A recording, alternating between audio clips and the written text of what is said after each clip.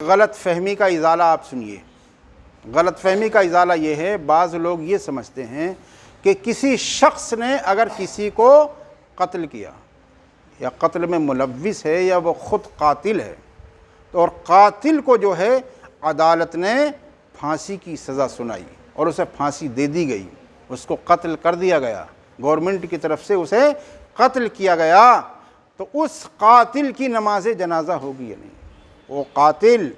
اور اب جو ہے عدالت نے جس کو مقتول بنا دیا، قتل کر دیا گیا، اس کو پھانسی دے دی گئی، تو اس پھانسی دیے ہوئے شخص کی اب نماز جنازہ پڑھی جائے گی یا نہیں پڑھی جائے گی؟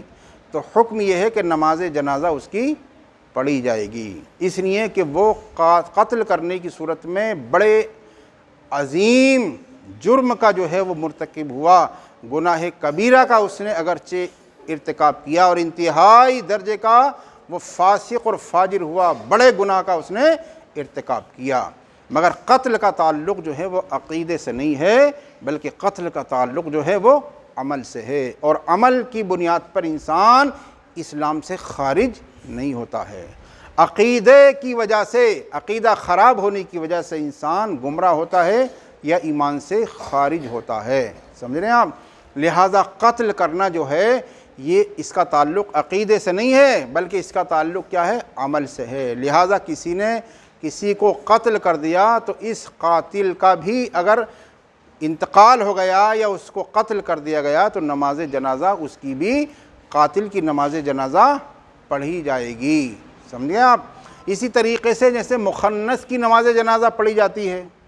اسی مخنث جو ہوتا ہے ہجڑا، وہ اگرچہ بد عمل ہوتا ہے، گناہ گار ہوتا ہے، سمجھے آپ، اور بڑے گناہوں کا وہ مرتکب ہوتا ہے، لیکن اگر وہ صاحب ایمان ہے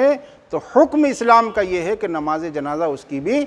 پڑھی جائے گی۔ اسی طریقے سے خودکشی کرنے والا، تو خودکشی بھی یہ عمل ہے، لہذا خودکشی کرنے والے کی بھی نماز جنازہ پڑھی جائے گی۔ اس طریقے سے اگر زانی ہے اور زانی کا انتقال ہو گیا تو نماز جنازہ اس کی بھی پڑھی جائے گی، اگرچہ یہ بڑے بڑے گناہ گار ہیں اور گناہ کبیرہ کے، کبائر کے مرتکب ہیں، یہ مرتکب کبائر ہیں، مگر چونکہ ان ساری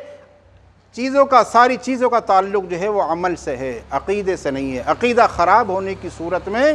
انسان گمراہ ہوتا ہے یا ایمان سے خارج ہوتا ہے، لہٰذا اگر قاتل ہے تو اس کی نماز جنازہ بھی پڑھی جائے گی، اگرچہ وہ گناہ گار ہے، مخنث کی بھی پڑھی جائے گی، خودکشی کرنے والی کی بھی پڑھی جائے گی، اور زانی کی بھی پڑھی جائے گی، اور بڑا سے بڑا اگر جھوٹا ہے، کذاب ہے، لیکن اگر ہے وہ صاحب ایمان تو نماز جنازہ اس کی بھی پڑھی جائے گی۔ واللہ تعالی اعلم بالصواب۔